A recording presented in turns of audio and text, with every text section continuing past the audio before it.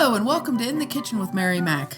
Today's special treat is a full Irish breakfast.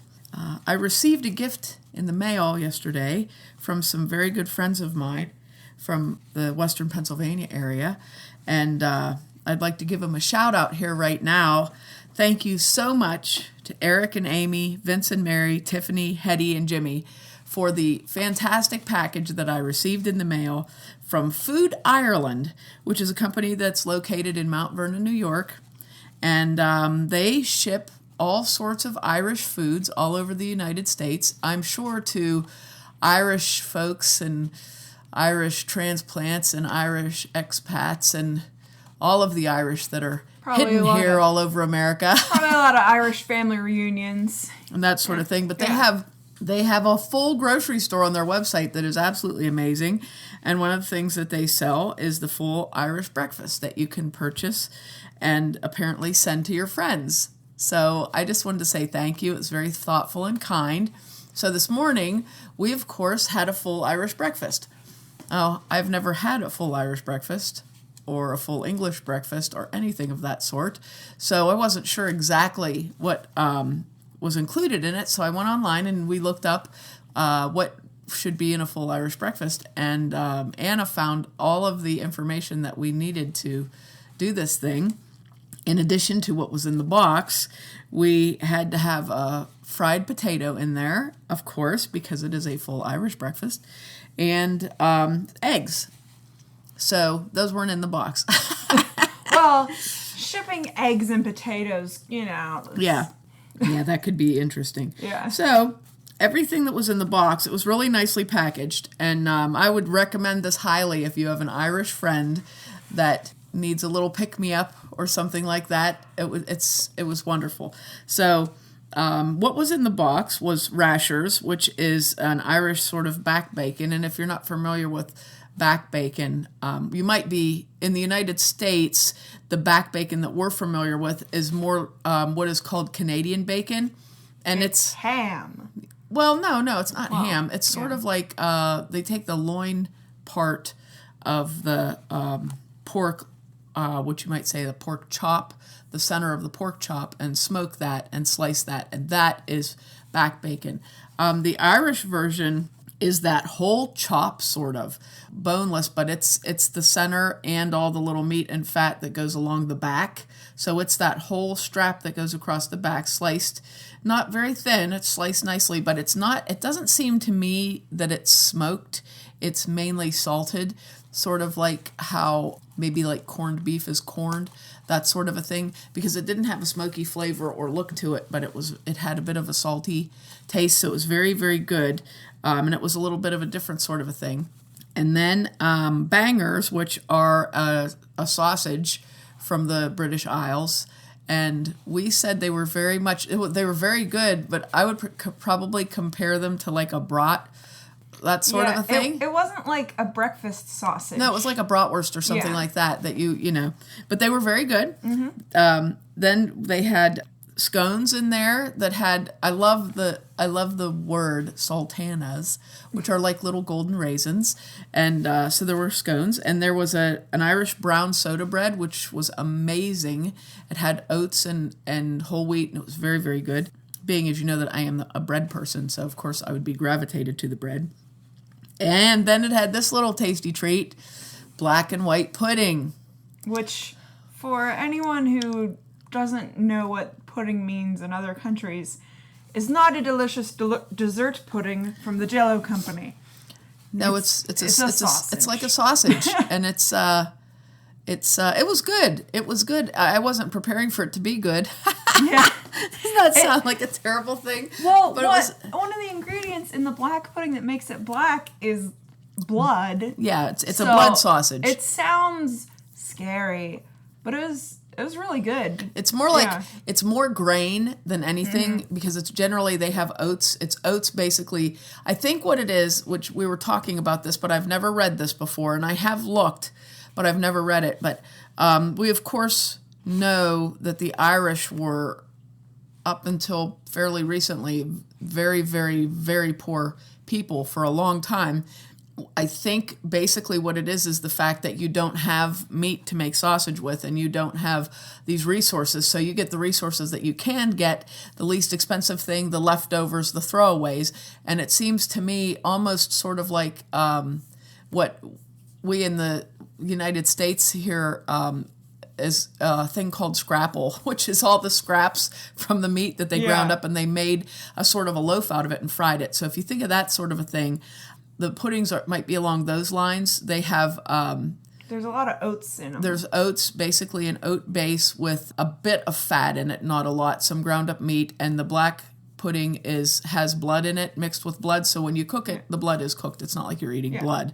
But the white pudding's the same thing, but without that. Yeah, the white pudding just doesn't have the blood in it. So it's basically pork fat ground up and mixed with that. So I would say that's probably my guess. If somebody wants to contact me by email or on my Facebook or Twitter account and explain to me better, I would appreciate it, because like I said, I've read quite a lot about Irish and British cooking and history, and I've never come across anything that would explain it, but I do know that's the sort of thing that has happened.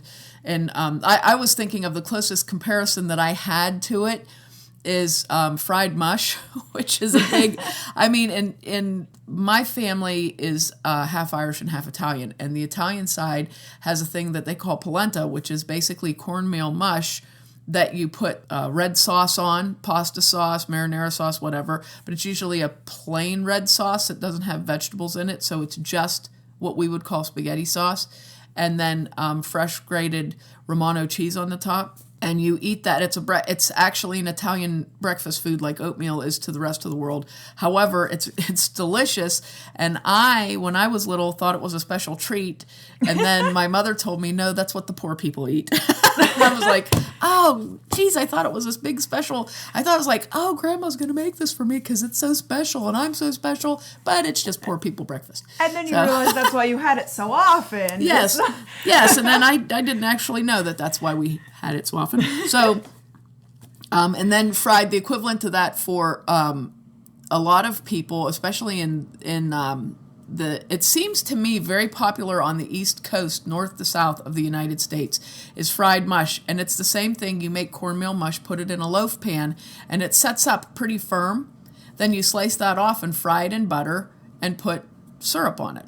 So it's delicious. I mean, it's delicious, but it's what people that didn't have money ate. So I'm guessing that that's the equivalent of those puddings, because they seem to me that sort of a thing. However, as we all know, generally people that have less money have better tasting food than people that have more money, because they eat these very so good, true. hearty dishes that are memorable, that you look back on and you go, wow, remember when we used to eat, whatever that was. And it turns out to be something you're like, oh, you mean fried cabbage isn't, like everybody, but fried cabbage is delicious. So, that sort of a thing.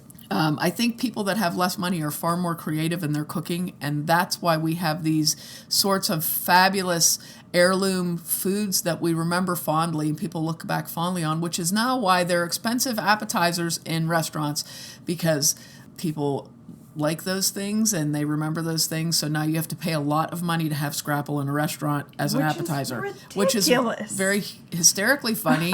And kudos to the restaurateur that thought of that idea, because it's brilliant.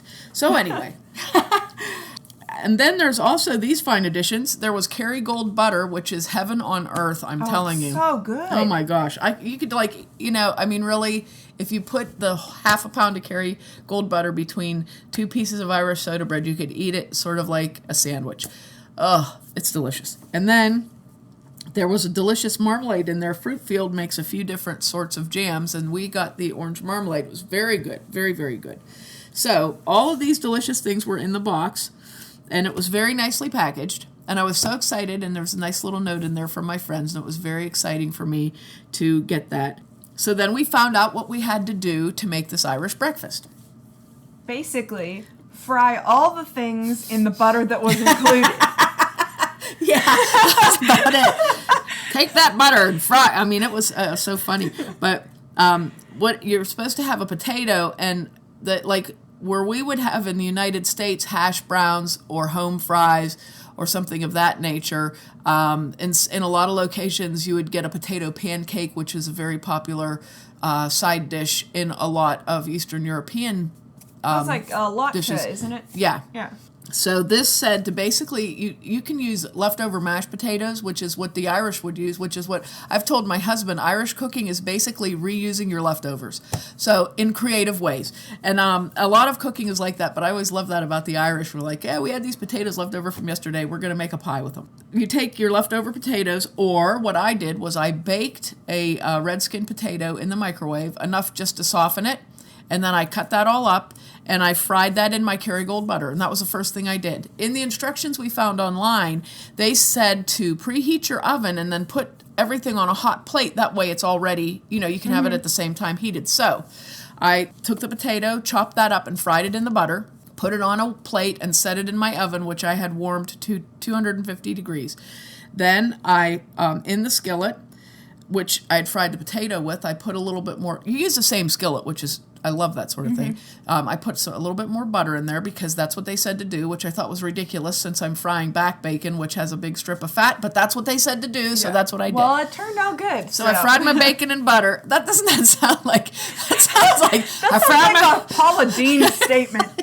I fried my bacon in butter. Put some more butter in here and fry some bacon in it. Now, the bacon has fat, but you're still going to want to put butter in it. It ain't near enough fat. There ain't enough fat in that. So anyway, I fried that, and I put that in the oven when it was fried.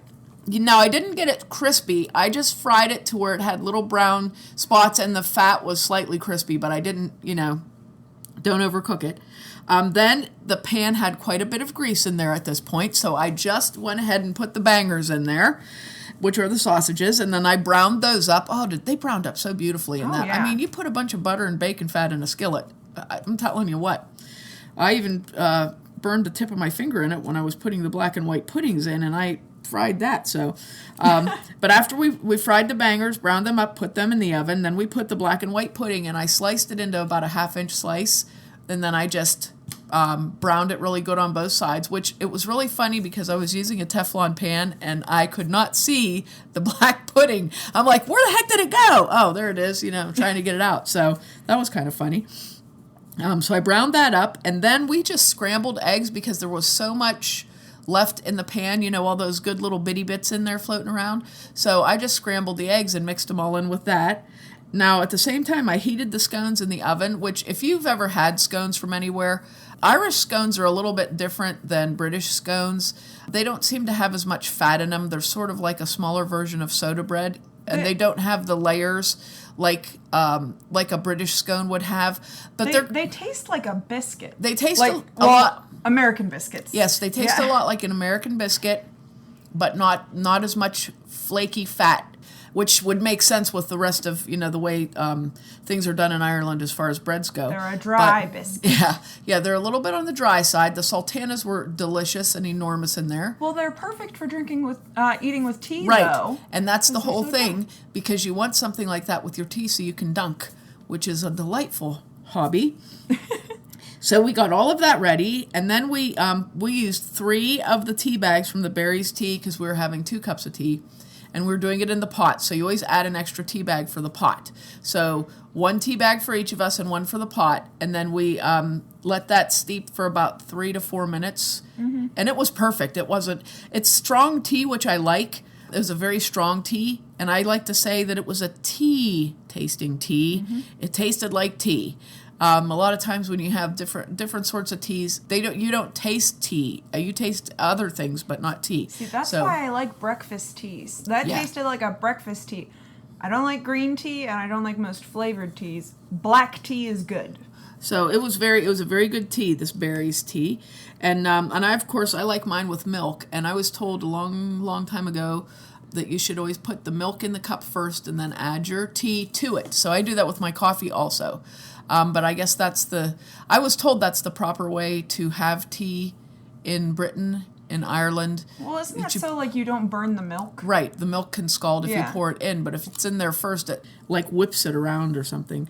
So we assembled our delicious Irish breakfast, and we had our fried potatoes, our rashers, our bangers, our black and white pudding, our eggs, our scones, our Irish brown soda bread, our Kerry butter, our Barry's tea, our fruit-filled marmalade. We had this delicious breakfast. and it was very, very good. Everything was very good. I felt like I needed to go back to bed afterwards. It was very good. Apparently, you can also have orange juice with this, but why would you? You should probably have a Guinness with it would be better. Yeah. But it was very, very good. So hats off to my friends again, my Jagoff friends for sending me this package, and hats off to Food Ireland for having this fabulous website where you can purchase all these Irish delicacies. Oh my gosh, it's a beautiful website.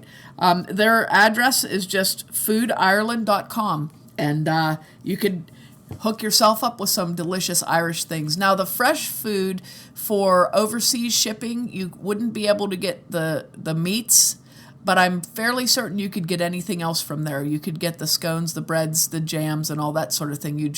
I don't think they will overseas ship any of the meats because they're not smoked. Like I said before, they're fresh. But if you are like in Europe and you're ordering this stuff, you could probably find someplace in Ireland. I'm that sure would there's ship someplace it, and it'd be way easier. Yeah, I'm sure in Ireland you can walk into any corner market. But for the I was just thinking of our listeners in other countries that might be interested in trying something like this. Yeah. I'm sure if it like she said, in Europe you might be able to find someone who ships to your particular location. Mm-hmm. But this is such a neat idea, and I really enjoyed it. It's very good. Oh, I forgot to mention the baked beans. We had Bachelor's baked beans also, and they're not like American baked beans. Americans, we love a zillion flavors in our baked beans.